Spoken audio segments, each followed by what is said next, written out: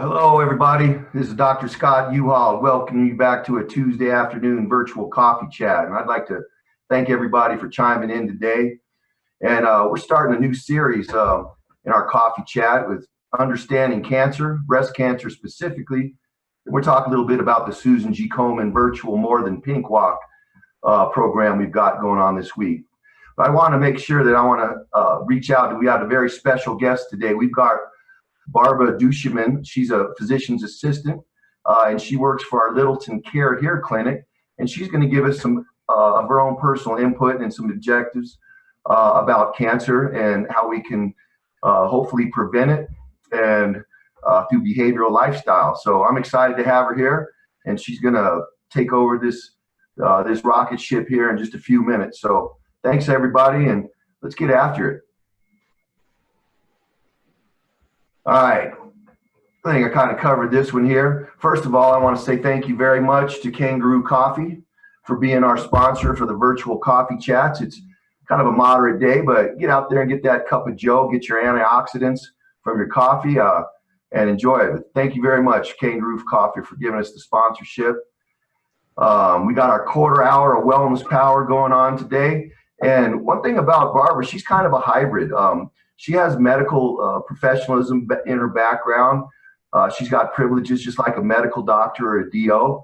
And she's also got some background of my profession, doctor of philosophy. And she can integrate not only behavioral medicine, but typical tertiary medicine so that at the end of the day, we're getting the best care that we can possibly get, not only from a medical perspective, but from a wellness perspective too. And again, I want to say thanks, Barbara, for being on the chat today. My pleasure. You bet. As usual, we have a disclaimer. If you haven't had your annual physical, make sure you get that done. If you're on the Phil Long health insurance plan, you can get that done right there at the CareHere clinic in Littleton or here at Sinton Road. And for most instances, there's no charge. So make sure that you have that so that they can identify maybe some underlying condition, or there might be something on your blood panel that they can identify early and take care of that before it becomes a chronic problem. So let's get into our conversation today. What is cancer? I mean, you hear the word, but what actually is it? Well, in a nutshell, in its most basic sense, it's an uncontrolled growth of cells. And it generally starts at the cellular level. Cells form tissues, form organs, and tumors can generate as a result of this uncontrolled growth. And there's really two types. There's a benign tumor, and heaven forbid you get any kind of cancer, if you will, but benign cancers are not malignant. They just grow, and their mass can cause a problem depending on where they are in the body. They can be managed a lot more effectively than malignant tumors.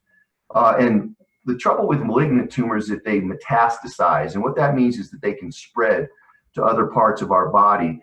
And once a cancer cell goes to another part of our body, that's an opportunity for a colony and a new cancer site to develop, if you will.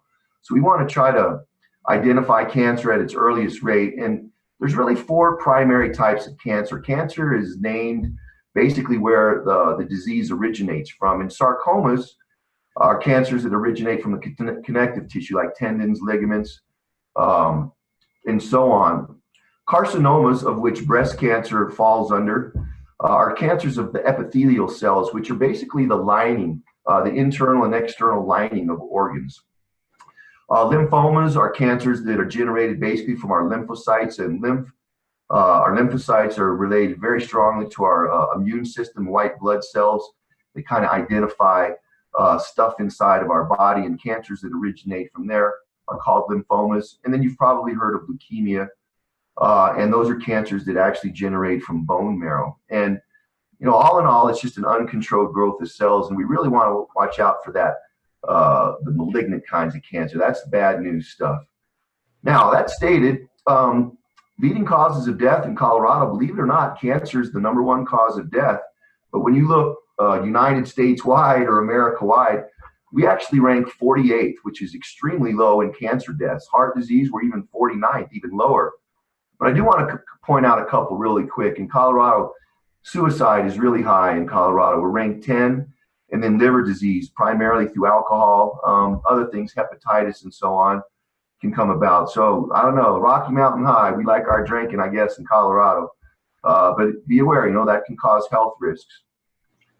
Now, the top Colorado cancer diagnosis is in 2020. Breast cancer, believe it or not, is the #1 diagnosis, but it's the #3 cause of death. So there's a lot of good things going on. It's the #1 diagnosis, but it's the #3 cause of death. So something's going on there that's dropping that cancer rate. And I'd love it to go from 3 to 5 to 8 to 10, or even farther down the list. But again, lung cancer primarily through tobacco use, second diagnosis, but it's the #1 cause of death here in the state of Colorado. So again, cancer is not a fun thing to happen. Like I said, early identification is the best thing that you can do.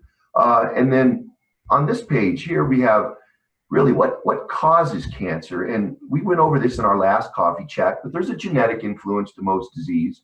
There's an environmental influence, and then there's a lifestyle influence. And just like a lot of these chronic disease we talked about last week, cancer, the primary development, if you want to say, the origin, the genesis of it is really lifestyle disease. Now, there are differences in genetics. There is a genetic blueprint. For example, African-American women die from breast cancer at a much higher rate than white folks. That could be due to socioeconomic status, access to healthcare. There's a lot of things going on there. But there is an influence. There are environmental influences, sun exposure, radon gas, asbestos. You've probably seen stuff like that. When they come across asbestos, it's a problem. Radioactivity, some of these electronic devices that have these really powerful batteries, you need to be careful about those.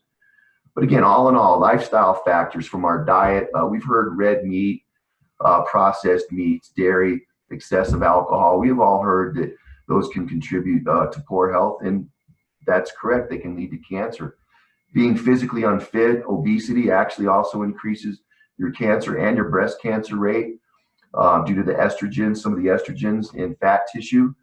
And I do want to mention really quick, although breast cancer is 99% in women, men do get it also.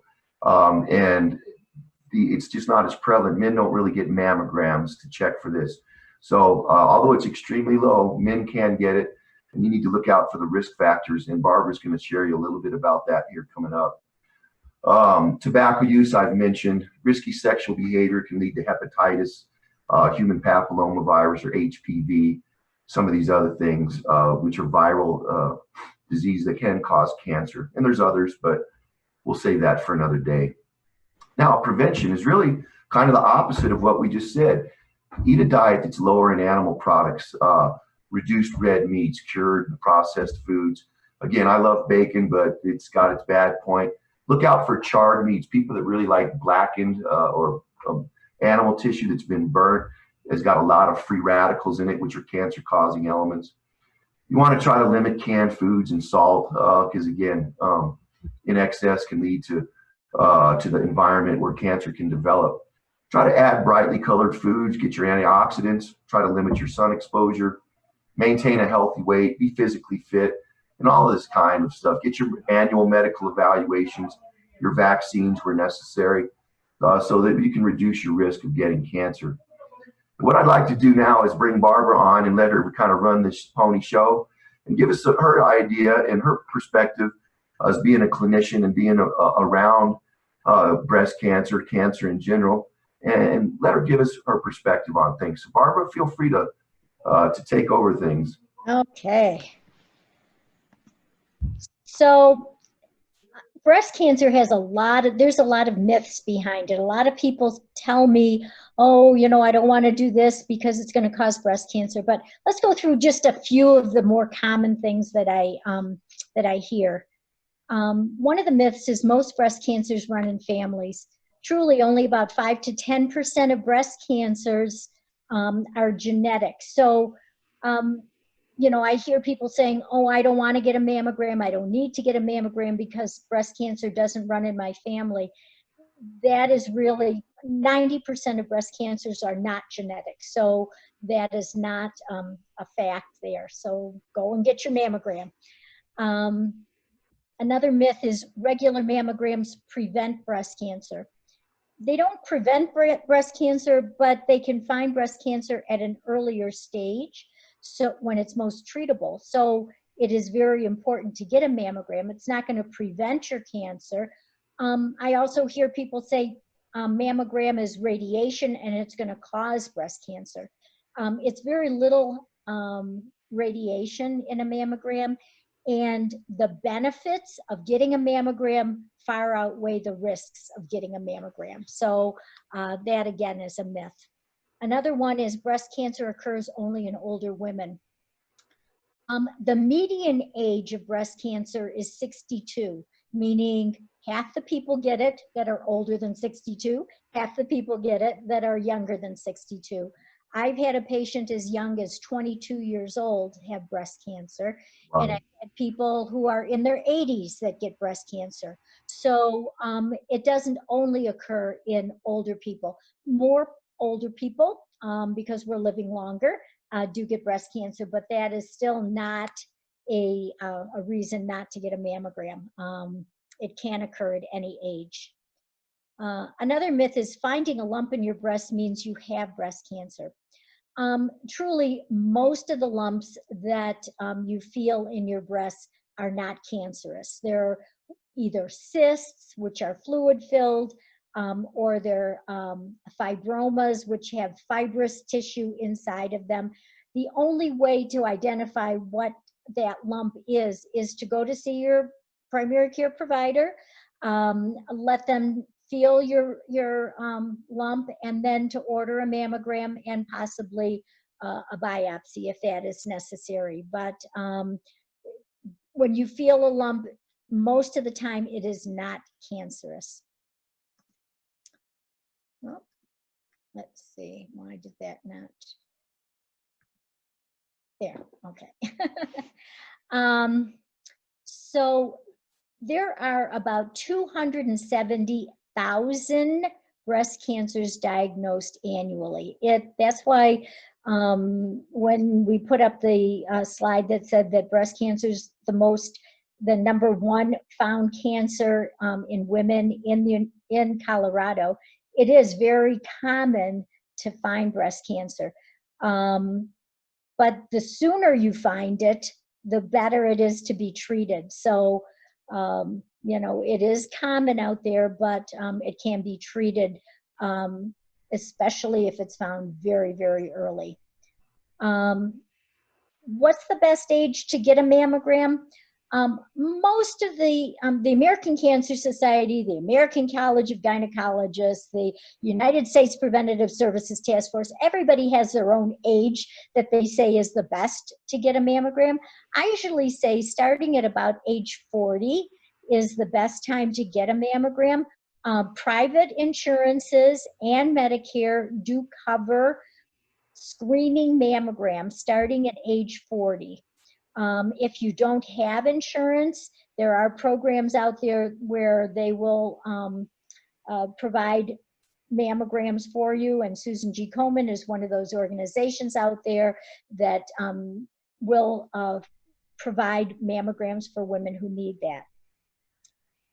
62% of breast cancers are diagnosed at an early stage. There is something called DCIS, ductal carcinoma in situ. That is when it has not spread. It is very localized, and that is absolutely the best time to find a breast cancer and to treat a breast cancer, because it has not spread at all. So, you know, if you can get a breast cancer early, that's the best time that, you know, it can be treated. Okay, I guess. Sorry about that. I thought you were moving on. My apologies. That's okay. I just couldn't see behind our pictures anyway, so I don't even know how to get rid of that, but that's fine. So understanding breast cancer risk. Roughly 1 in 8 women will be diagnosed with breast cancer. And you think to yourself, that is so many people. And it is a lot of people. Remember, we did say it is a very common cancer. Most of the time, like I said, if we catch it early, it is treatable. the incidence of breast cancer for a woman in her 40s is probably 10% as opposed to a woman in her 50s or 60s, which would be, like 1 in 10. So, it's much more common to have a person who is older. A woman in her 40s, maybe 1 in 10,000 will get breast cancer, as opposed to a woman in their 60s or 50s. So, it is more common as we get older, but overall, 1 in 8 women will be diagnosed with breast cancer. As we said before, there's more than 3 million breast cancer survivors in the United States. So, chances are, if we catch things early, it's going to be, you will be a survivor. 1 in 833 men annually get breast cancer. And most of the time when men do get breast cancer, it's either due to exposure of estrogens or it's due to the BRCA gene. It's a genetic exposure. So it's not very common, but men can get breast cancer. So in a guy, if you're feeling something, go to your primary care provider. And I have ordered many mammograms on men in the past due to a lump. So, it is something that can be done. There is an online breast screening risk calculator that you can go to. The one that I like the most is called the GAIL, GAIL. It's what we use most of the time in the office. And it has to do with at what age did you start having periods, at what age did you stop having periods, because that's your length of estrogen exposure during that period of time. And then it goes through some other risk factors, which we'll get to on the next slide. All right, yeah, we'll follow up with that. We'll hand that out to the people on the chat today. That's great information. Okay. A lot of times you're going to hear from your mammogram that there's breast density, and the density that is in your breast. It is more difficult on a mammogram to be able to see a very small cancer if your breasts are more dense. So the radiologist may recommend an additional test for you to have in addition to just the regular mammogram. So, you can sort of see what that is. So, as we said before, smoking, high-fat diet, exercise if you are physically inactive. We say that you can have a 1 to 2-fold increased risk of breast cancer. If your BMI is over 30, you have a 1 to 2 increased risk of having breast cancer, especially in postmenopausal women. So keeping your BMI under 30, continuing to be physically active, those things are so very, very important to reduce your risk for breast cancer. So what does Susan G. Komen actually do? And I sort of have this little chart here. 56% of the funding from Susan G. Komen goes to research. So, finding new ways to cure breast cancer, finding new and better tests, part of that money goes to that. The rest is due to education, to free mammograms. There's so many different things that Susan G. Komen Foundation does provide for people in the community. So it's really very, very important that that we try to raise money for it. And that's what I heard that you guys are doing. And Phil Long is participating in that. So what a wonderful thing. So good luck to you. Yeah, well, I'd like to add one thing that you mentioned about the 1 and 2-fold increase if your BMI is going. Keep in mind, those are all unique variables. And if you use tobacco and you have a high BMI and you eat a lot of saturated fat, that dramatically increases your likelihood of getting cancer. It's like got a synergistic effect, just like eating well and doing all the opposite is a synergistic effect of being well. So just keep that in mind. It's this big, huge equation is what our quality of life is, and we can influence it in so many ways. And cancer is just one of the chronic diseases that behavioral medicine can improve upon. So, hey, Barbara, thank you very much for your input. That was a wonderful bit of information. We'll get some of that stuff out. The Gale test, I think you said. Mhm. And in some upcoming chats, excuse me, we're going to talk about cardiovascular health next week.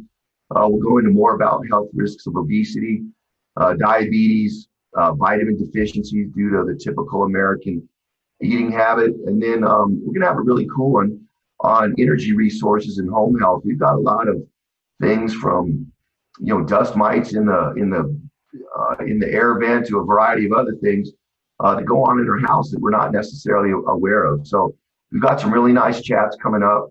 And again, don't forget this Saturday, Sunday, we've got the virtual More Than Pink walk coming on.